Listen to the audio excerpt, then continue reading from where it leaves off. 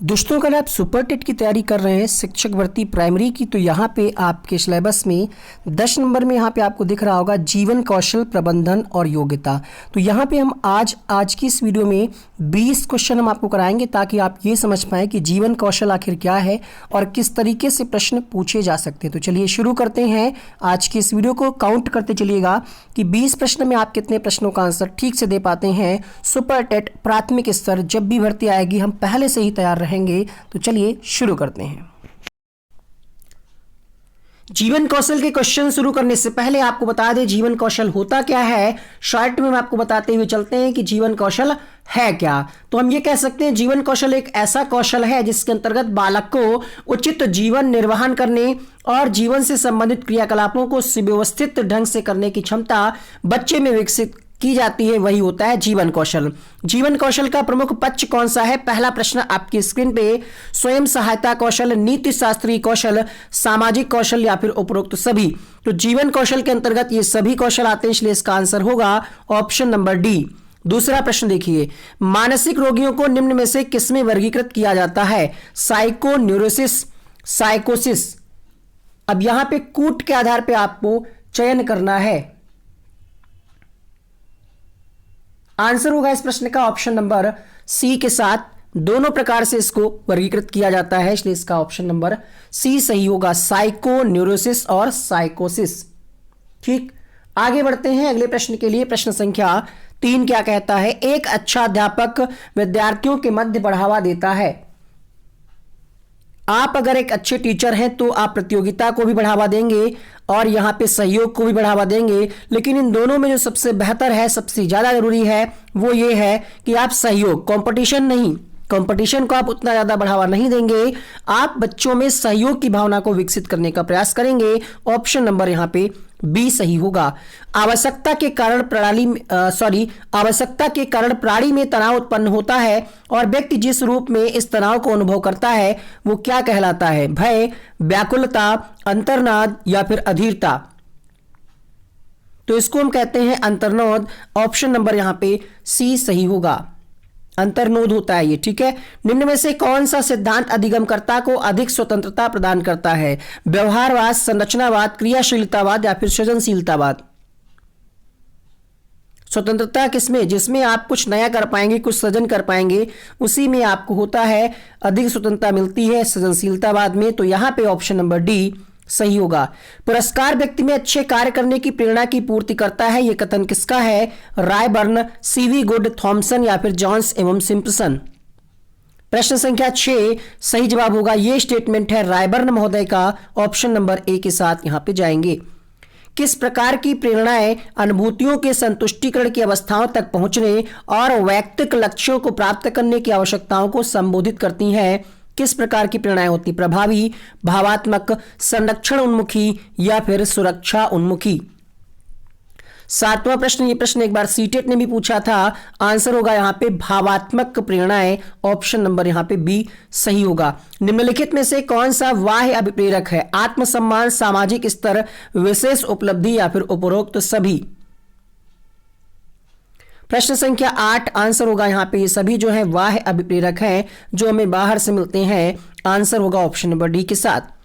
विद्यालयों में अनुशासनहीनता को कैसे सुधारा जा सकता है? दंड के द्वारा, लालच के द्वारा, पुरस्कार के द्वारा या फिर उपरोक्त में से कोई नहीं। क्वेश्चन नंबर 9,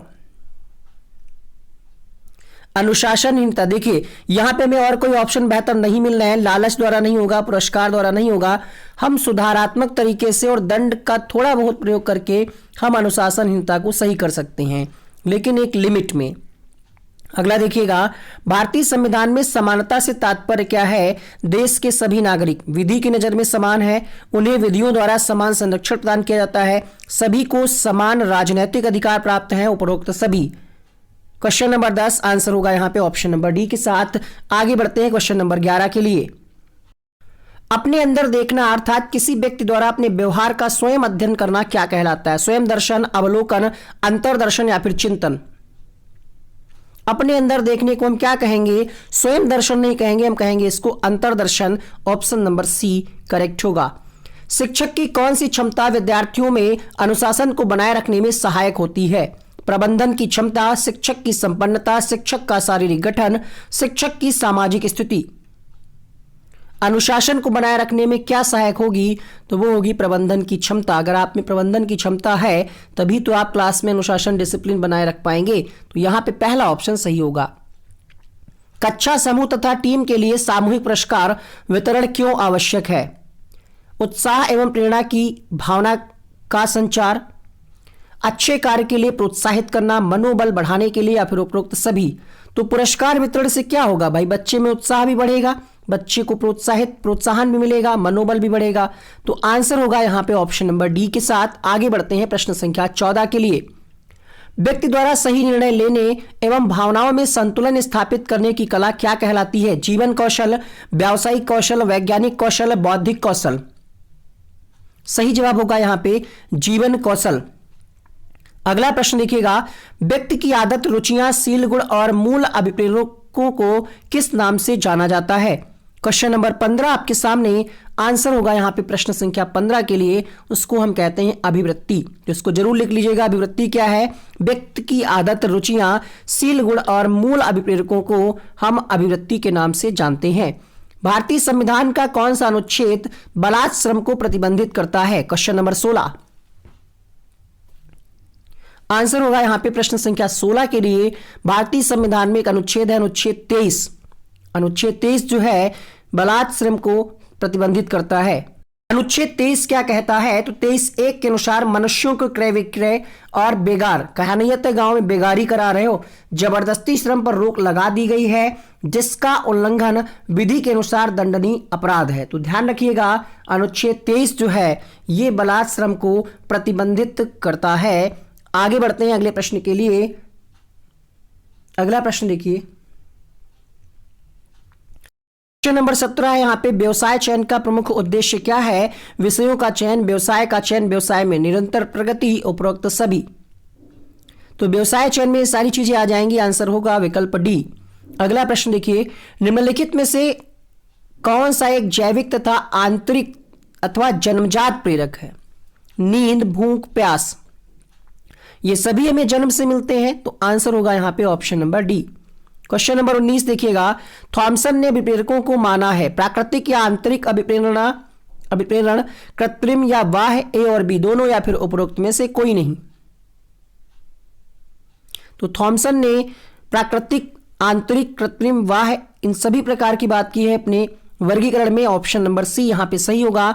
मानसिक स्वास्थ्य का सिद्धांत किसने दिया? थॉर्नडाइक ने, मास्लो ने, फ्रायड ने, मैकडूगल ने।